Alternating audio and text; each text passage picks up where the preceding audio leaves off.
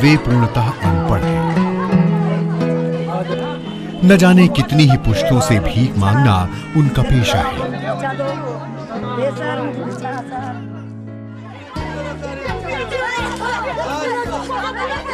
कुछ इस तरह से इनके दिन की शुरुआत होती है। हर रात खुले आसमां के तले गुजरती है। किस्मत से किसी के पास छत है भी तो वो जानवर से बदतर जीवन जीने का आदी हो चुका है, या यूं कहें कि मजबूर है।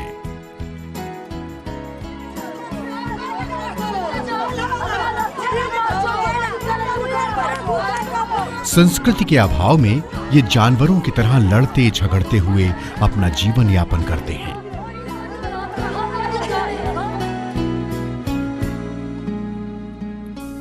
आजादी के 6 दशकों के बाद भी वो भारत के नागरिक नहीं बन पाए हैं। इनमें से 80% से भी ज्यादा लोगों का नाम देश की मतदाता सूची में शामिल होने की बाट आज भी देख रहा है।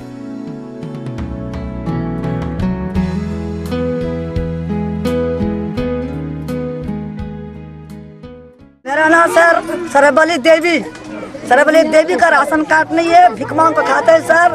वृद्धा पैसा नहीं मिला सर, हम बहुत गरीब आदमी, उनको राशन कार्ड नहीं मिला, वृद्धा पैसा नहीं मिला सर। हम लोग को बहुत तकलीफ हो रहा है, बहुत दुखित हो रहा है सर। मांग जाते हैं सर, गाली देता भूजा देता, हम लोग को मारने आता है सर।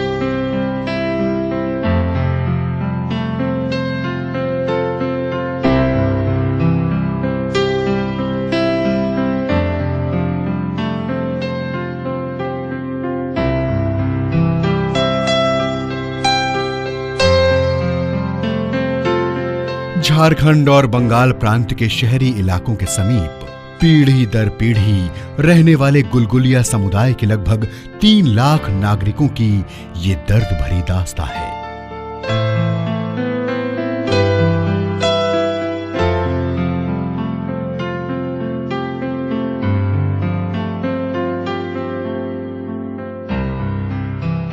इनकी अधिकांश बस्तियां कोयला खदानों से सटी हुई हैं। नागरिक आबादी से इनके निवास स्थल नजदीक तो हैं, लेकिन ये समाज से मिलना जुलना पसंद नहीं करते। झारखंड प्रांत में धनबाद, बोकारो, रामगढ़, गोमिया, चंद्रपुरा, हजारीबाग, गिरिडीह, लालमटिया तथा बंगाल में दुर्गापुर, आसनसोल, अंडाल, बर्दवान, बराकर, आंध्रा, बांकुड़ा, विष्णुपुरा, चंदकोना आदि स्थानों पर इनकी बस्तियां हैं। इनकी एक स्त्री औसतन 4 बच्चों को जन्म देती है, जिनमें से 2 की मौत 2 वर्ष की उम्र में ही हो जाती है। यहां बाल विवाह की परंपरा आज भी है। 14 साल की उम्र से ही लड़कियां मां बनने लगती हैं। जिस उम्र में हमारे बच्चे मम्मी पापा से खिलौने खरीदने की जिद करने लायक भी नहीं हो पाते, उस उम्र में इनके बच्चे कीड़े मकोड़ों से खेलने लगते हैं। केकड़े इनके खिलौने बन जाते हैं।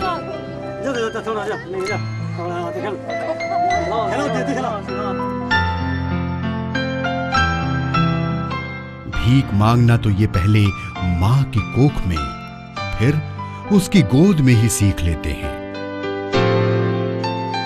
बूढ़ी हड्डियां भी नहीं जानती कि आराम किसे कहते हैं। 2 जून रोटी के लिए डंडे के साथ साथ कटोरा भी हाथ में रहता है। पीढ़ियों से लेकर वर्तमान तक इनके सभी के सभी नागरिक निरक्षर हैं। आंगनबाड़ी केंद्रों से उम्मीदें जागी थी, लेकिन यहां भी ये संवेदनहीनता और घृणात्मक व्यवहार के शिकार हुए। गुलगुलिया बस्तियों को अगर भारत में शिक्षा के अधिकार कानून के निष्प्रभावी होने का उदाहरण कहा जाए तो गलत न होगा।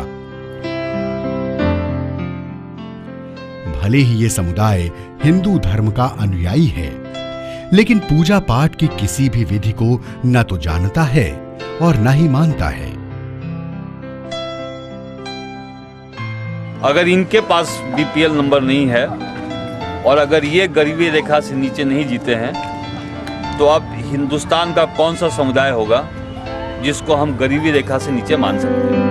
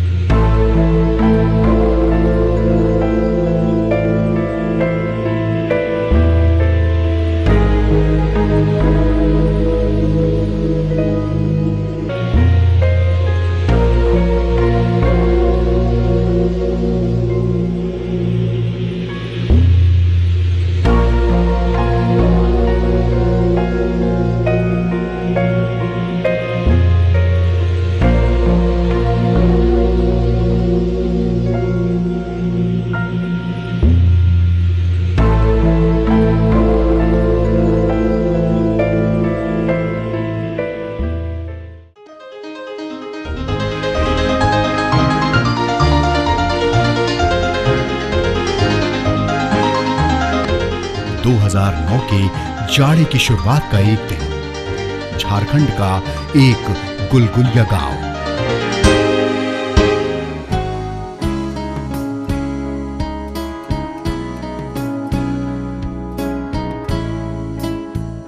दो समाजसेवी अनिल पांडे और सुमन तिवारी ने इनकी बस्तियों में कदम रखा। अंधकार और अज्ञानता की बेड़ियों में जकड़े गुलगुलियों के कदम परिवर्तन की राह पर चल पड़े।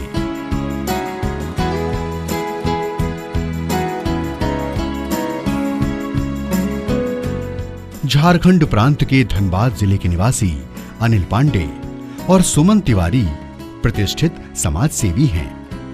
अनिल पांडे ने स्वतंत्र पत्रकार होने के साथ साथ पुस्तकों की रचना भी की है। सुमन तिवारी शिक्षाविद हैं। वर्ष 2010 की होली और आदमी होने की गुलगुलियों की ललक रंगों के साथ आसमान पर छिटक पड़ी। जीवन की खुशियों को पहली बार जाना और पहली बार ही रंगों की अहमियत को भी। भले ही देश 1947 में आजाद हुआ हो, लेकिन गांधीगिरी से इन लोगों का सामना 2010 में हुआ और इन्होंने पहली बार 30 जनवरी 2010 को बापू की पुण्यतिथि मनाई। उस दिन पहली बार उनका नाम सुना और तस्वीर भी देखी।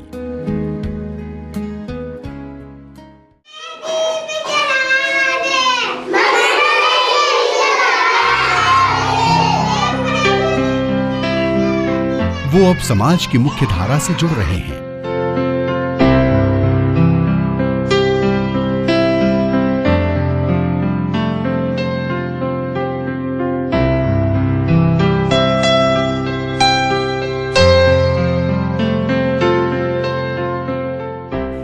दोनों समाजसेवी अनिल पांडे और सुमन तिवारी गुलगुलिया समुदाय को समाज की मुख्य धारा से जोड़ने के लिए SWEAR स्वैर यानी कि शपथ सूत्र के साथ काम करते हैं। S से सर्वे 3 लाख गुलगुलियों के जीवन के सभी पहलुओं पर अध्ययन का लक्ष्य। अब तक 1000 पर अध्ययन पूरा। W से वेलफेयर 700 से अधिक नागरिकों को वस्त्र वितरण और कई गुलगुलिया गांव में चिकित्सा जांच अभियान। E से एजुकेशन 1000 से अधिक स्लेट का वितरण, बच्चों को आंगनबाड़ी केंद्र भेजने के लिए प्रोत्साहित करना, एक संध्या स्कूल का संचालन। A से अवेयरनेस सरकार व संविधान द्वारा प्रदत्त अधिकारों और पर्यावरण जैसे सामाजिक दायित्वों के लिए इन्हें जागृत करना, कई लोकतांत्रिक धर्मों और वृक्षारोपण अभियान का कार्य किया जा चुका है। और आर से रिहेबिलिटेशन, खुले आसमान तले रहने वाले परिवारों को अस्थायी बसेरा प्रदान करना। अभी तक 8 परिवारों को अस्थायी बसेरा दिया जा चुका है।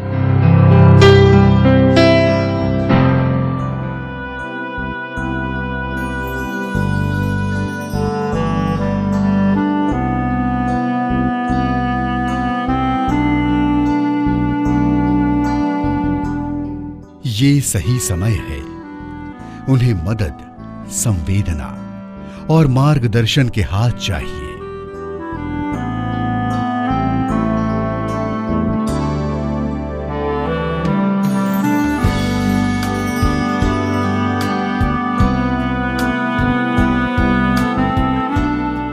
वो आदमी होने की तलाश में है।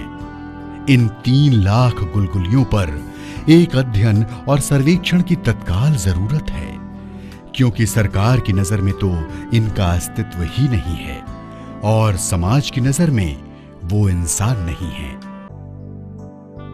लिहाजा इनके उत्थान के लिए समर्पित अनिल पांडे और सुमन तिवारी को इस समुदाय पर अध्ययन और सर्वेक्षण की जिम्मेदारी दी जाए।